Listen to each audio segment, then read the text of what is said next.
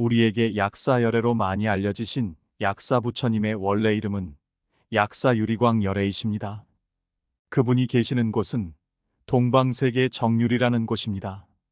그래서 약사열애를 주불로 모신 법당을 유리보전이라고 합니다. 약사열애는 약사열애 본원공덕경이라는 경전에 등장하시는 부처님이십니다. 예로부터 중생들의 병을 낫게 해주신다고 하여 몸이 불편한 분들이 약사 기도를 주로 하고, 그런 연고로 약사도량으로 알려진 도량들도 꽤 많이 있습니다.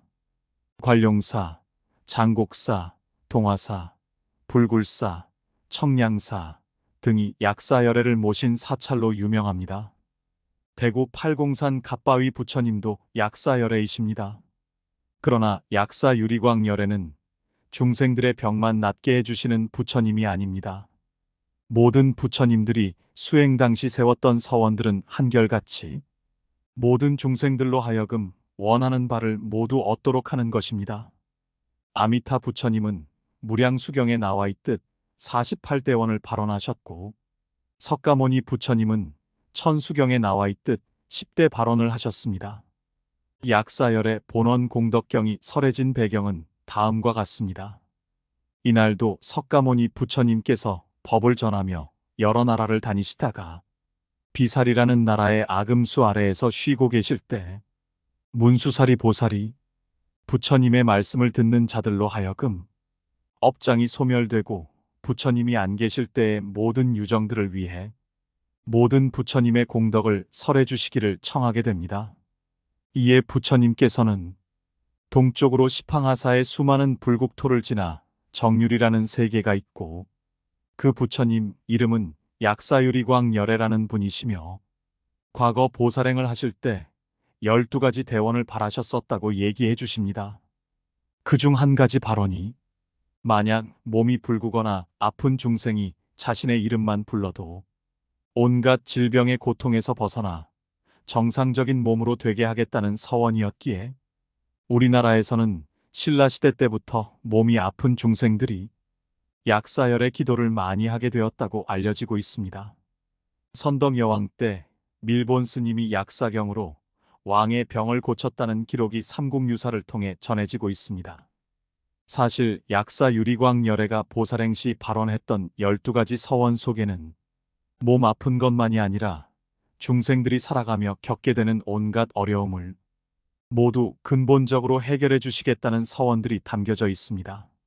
즉, 다음 세상에서 부처가 되면 몸에 찬란히 빛나는 광명이 있어 수많은 세계를 두루 비춰주고 30이상과 80종호를 갖추게 되고, 모든 유정들의 몸도 똑같아지기를 발언하시고, 한량없는 지혜 방편을 사용하여 모든 유정들로 하여금 필요한 물건들을 다 얻도록 하겠다는 것과, 그릇된 도를 행하는 모든 유정들을 부처님의 바른 깨달음 가운데 편안히 머물게 하겠다는 것과, 많은 유정들로 하여금 맑고 깨끗한 행실로 계율을 잘 지키게 하여 나쁜 세계에 들지 않게 하겠다는 것과, 모든 유정들이 마와 외도들의 속박에서 벗어나 보살행을 닦아 위없는 깨달음을 증득하게 하겠다는 것과, 모든 재난의 고통에서 벗어나게 하겠다는 것과, 먹고 마실 것을 얻느라 나쁜 짓을 저지를 적에 약사유리광열애의 명호를 듣고 한 생각으로 받아지니면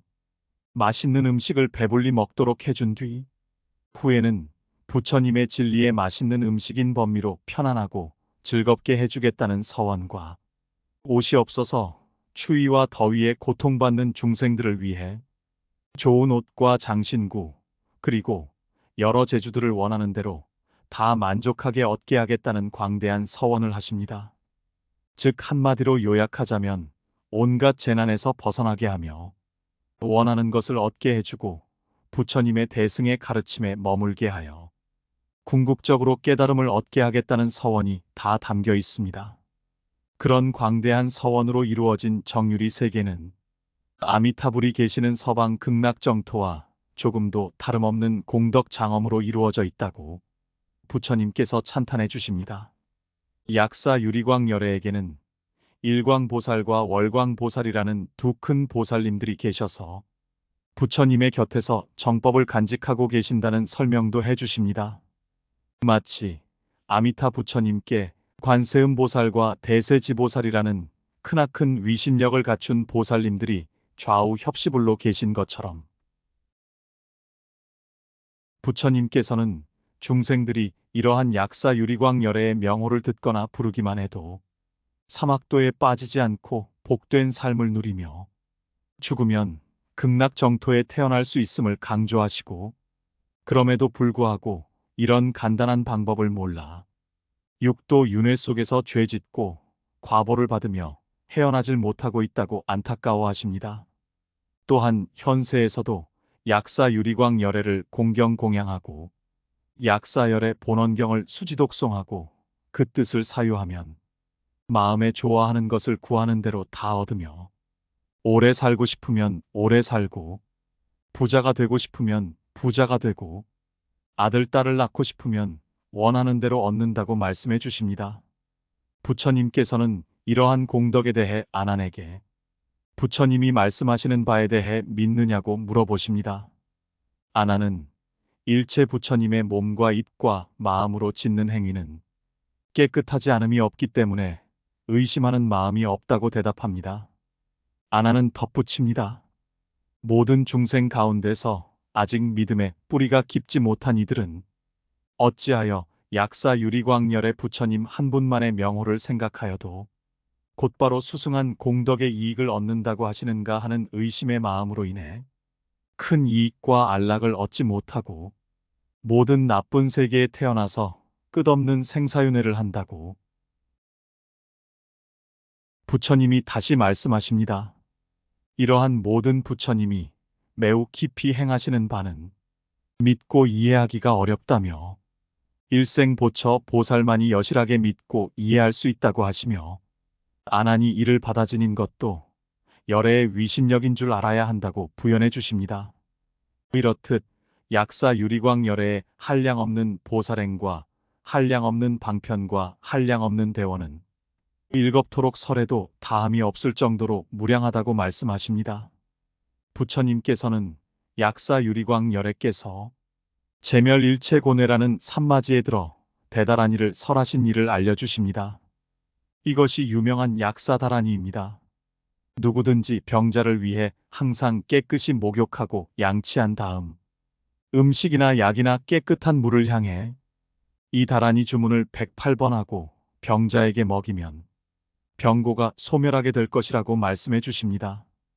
또한 구하는 바가 있어 지극한 마음으로 염송한다면 모두 뜻대로 이루어지고 병 없이 수명을 늘리게 되고 목숨을 마치면 정유리 세계에 태어나서 불퇴전의 경계를 얻고 깨달음에 이를 수 있다고 설해 주십니다. 또한 깨끗한 신심을 지닌 선남자 선여인이 팔관제계를 받아 지니고 1년 내지 석 달 동안 계율을 받아 지켜서 이 선근으로 아미타 부처님이 계시는 극락세계에 태어나기를 발언하였으나 아직 극락 왕생하지 못한 사람이 만일 약사 유리광 열애의 명호를 들으면 목숨을 마칠 때에 팔대보살이 신통력으로 허공으로부터 내려와 서방 극락세계로 가는 길을 보여주고 연화대 위에 화생하도록 해준다는 말씀을 해주십니다. 한편 설법 자리에 있던 구탈보살이라는 분이 연마왕에 대한 이야기와 약사열의 부처님을 공경 공양하는 법식을 일러주고 9가지 비명 행사하는 일을 막고 수명을 연장하는 법과 나라가 어려울 때 국왕이나 대신들이 약사열의 부처님을 공경 공양하면 국토와 백성들에게 크나큰 이익을 베풀어 줄 수 있다는 사실을 일러주십니다.